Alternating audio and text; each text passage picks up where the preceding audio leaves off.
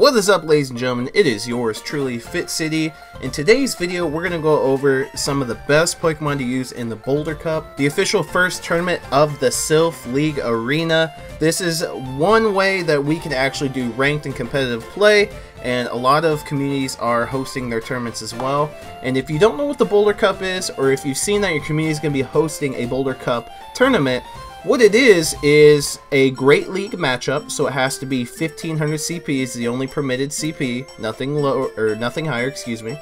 And it has to be Rock, Ground, Fighting, and Steel.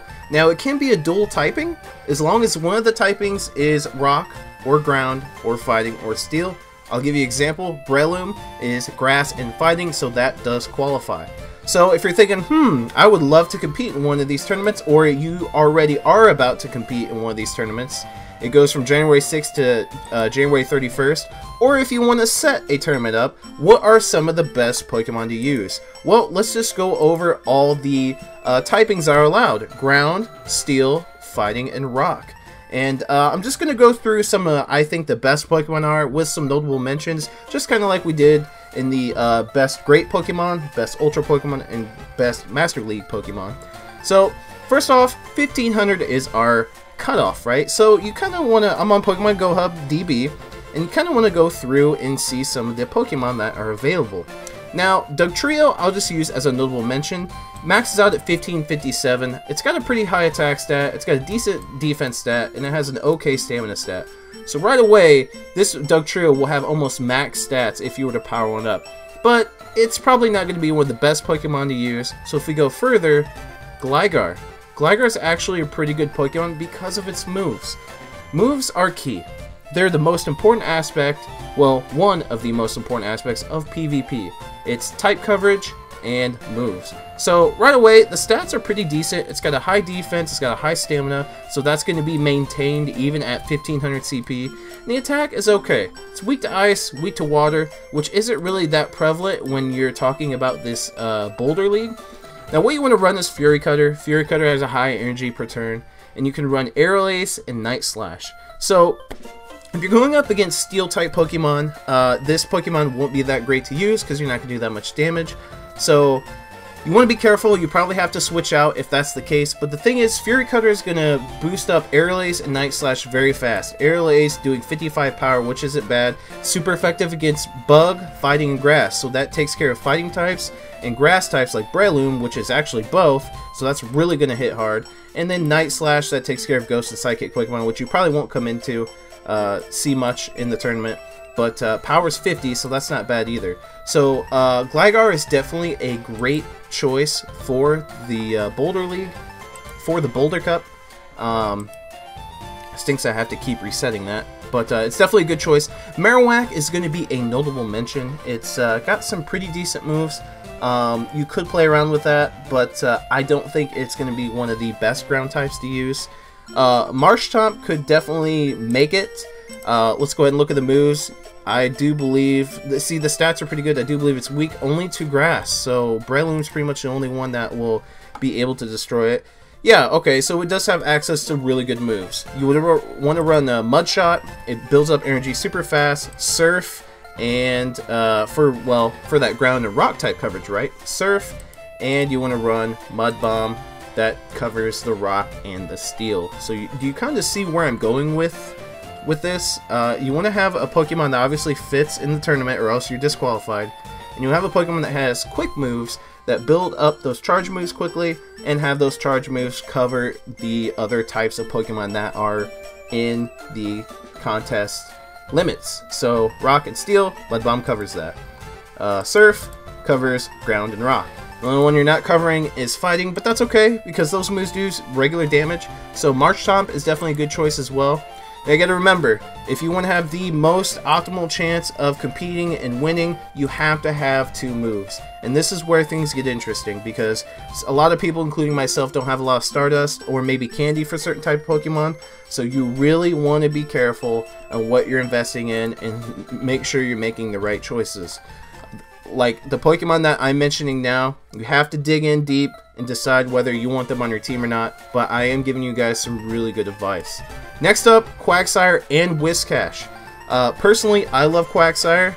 And I haven't tested Whiscash, but it's really good as well. So these are both very good choices. Let's just go ahead and go over the moves that you would run for Quagsire. Grass is basically its only weakness, like Breloom to that. You want to run Mud Shot, Sludge Bomb, Stone Edge. Stone Edge, super effective to flying. If you run into maybe a Skarmory, which will do normal damage actually, which isn't bad. And then the Sludge Bomb will do super effective against Breloom. Okay? Watch out for the Rock and Steel types though. But you would run Stone Edge and Sludge Bomb. The reason why it's Stone Edge is because even though Earthquake's super effective to Rock and Steel, now hear me out, Stone Edge charges up a lot quicker than Earthquake. So what would you rather have? Would you rather be able to get off a Stone Edge if your opponent doesn't have any shields? Or would you rather die and never get off an Earthquake? See? Also with Sludge Bomb, you have a chance to fire that off first instead of the Stone Edge, maybe bait a shield, and then get a Stone Edge off before you faint. Earthquake just takes too long to build up. That's the issue. That is why I'm not choosing it. It takes too long to build up. Chances are you might not be able to get an Earthquake off as opposed to a Stone Edge or even 2 Sludge Bombs. So I hope you guys are understanding where I'm coming from. Earthquake would be ideal, but it's just not possible. You will not be able to get it off. So Quagsire is a beast though. It's very tanky. It's got very good stats. And then the last one in the ground will be, of course, Whiscash. Now I want to give a quick notable mention to a couple Pokemon. Piloswine. You can run Powder Snow and Stone Edge and I think Bulldoze. There you go. Bulldoze, Powder Snow, Stone Edge for Piloswine. Steelix isn't bad. You can run, I think Iron Tail is a better choice. Let's just go ahead and look at it actually. Steelix isn't a bad choice. Notable mention though. Not my personal preference.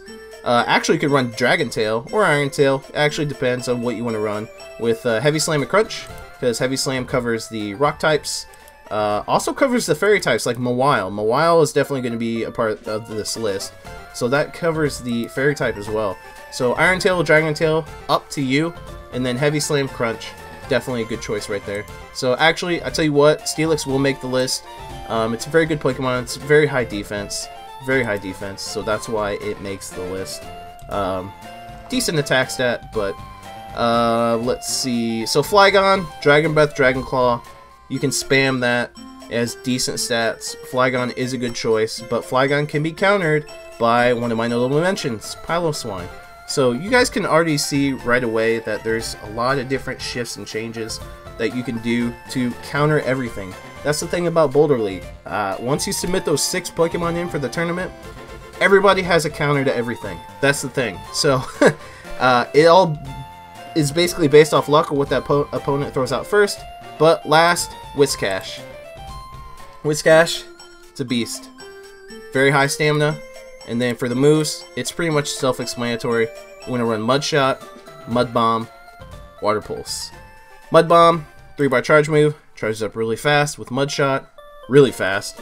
And then Water Pulse, just for some water coverage, you know, ground rock. Because ground only does rock and steel. So if you're trying to do super effective 2 ground, you have Water Pulse there. So absolutely Mud Shot, Mud Bomb, Water Pulse on Whiscash. Now, let's go ahead and go to the... So we covered ground, let's go to steel. Now, the steel really isn't going to have that many Pokemon worth mentioning.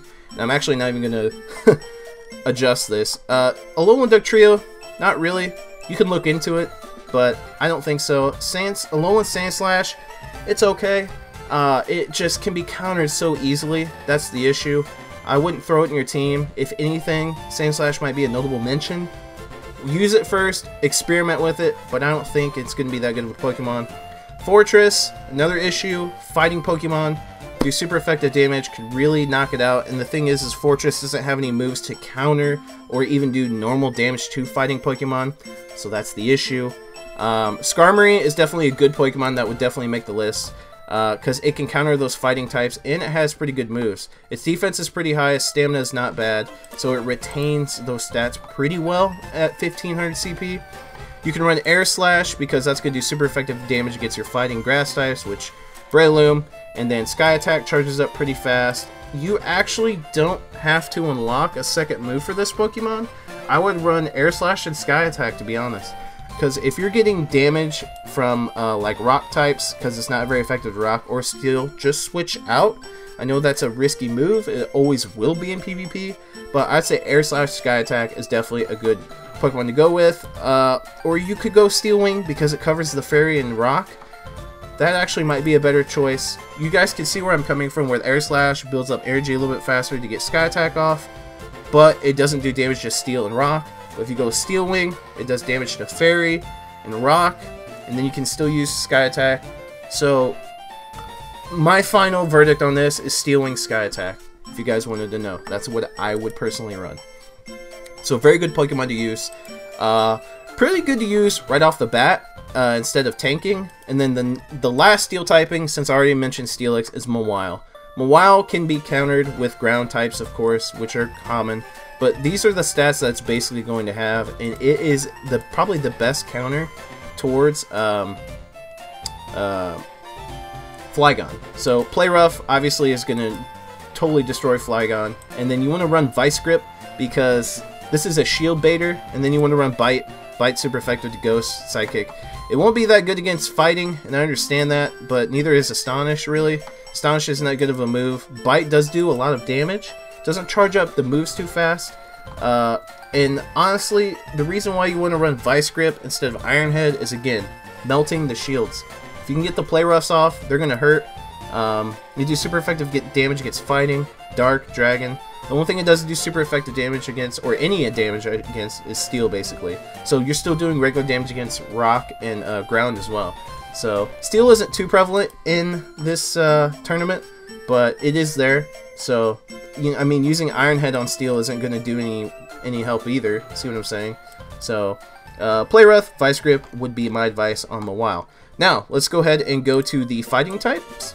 There's a lot of notable mentions here. One of them, well, two of them, Primeape and Poliwrath. Primeape's pretty good. It has good moves.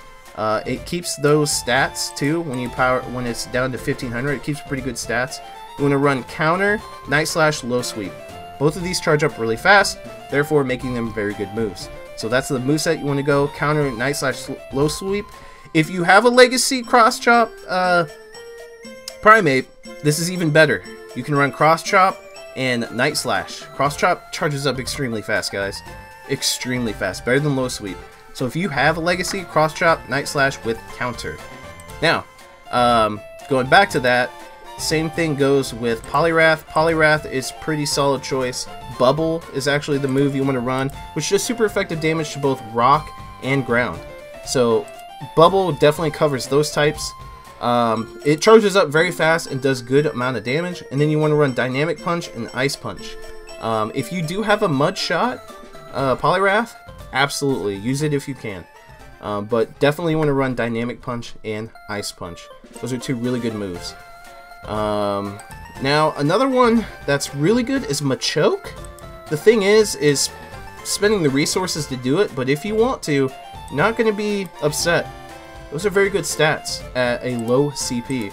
So for the moveset for that, you would run, I believe it's Karate Chop. Karate Chop is better than Low Kick. If you can have Cross Chop on yours, use Cross Chop, and then Brick Break. Brick Break is amazing.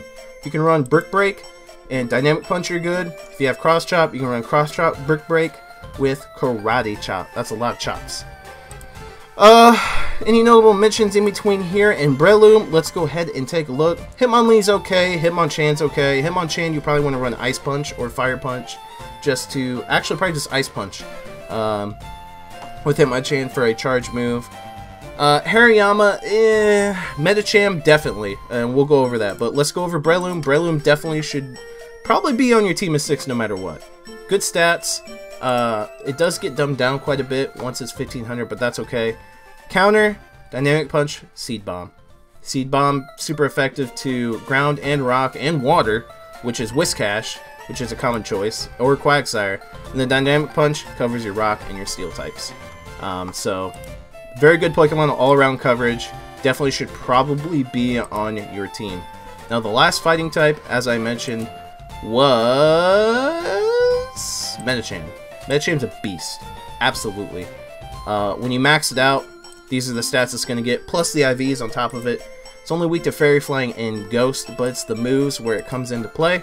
It's got very good moves. You want to run Counter, Ice Punch, Dynamic Punch. Boom. Does that sound familiar? Yes, it does. Those are very good moves. Absolutely. So that completes the fighting types. Now let's go into the rock. There's not really that many. There isn't that many at all. Almastar. Almastar is definitely a good choice. I'm probably going to be using Almastar. The stats do get dumbed down quite a bit, but it's the moves. Like I said, moves are really, really important. And you want to run Mud Shot, Rock Blast. Ooh, Rock Blast or Ancient Power. Wow. These both power up very quickly. Probably Ancient Power. Okay, so go Mud Shot, Ancient Power. Don't go Rock Blast, because you don't want to have double rock moves. So run Mud Shot and Ancient Power for Omastar if you have it on your team. It is a good choice for a Pokemon. As far as any other rock types, I tell you what, there's really not much. Sudowoodo doesn't really have the good moves. Kabutops has okay moves. Tyranitar, don't do it. Aggron, maybe. Cradily. Cradely's okay. Let's go ahead and look at the moves. It all depends on the moves. If anything, it'll be a notable mention. Infestation is okay, but it's not really doing that much damage against fighting or steel. Grass Knot is a pretty good move, and so is Bulldoze. So if you were to run Cradily, it's just going to be a notable mention. Grass Knot and Bulldoze is what you would run. Now there's one more Pokemon that I just saw at the bottom of the list that actually might be worth a darn, and if you have one, might be worth investing, is Relicanth. Relicanth has very good stats, and it has pretty decent moves too. Let's go ahead and take a look. So you run Water Gun, Aqua Tail, Ancient Power. Oh, absolutely. Aqua Tail and Ancient Power power up very fast, especially with Water Gun. So absolutely run that moveset if you have the candies and the Stardust to power it up. So there you guys have it. I gave you guys a bunch of Pokemon that you could use for the Boulder tournament, the Silph tournament. It all just comes down to what your opponent has. As you can see, when you switch in the beginning of the battle, it can give you, at a disadvantage. A lot of it is random, guys, and that's how PvP has been since the beginning.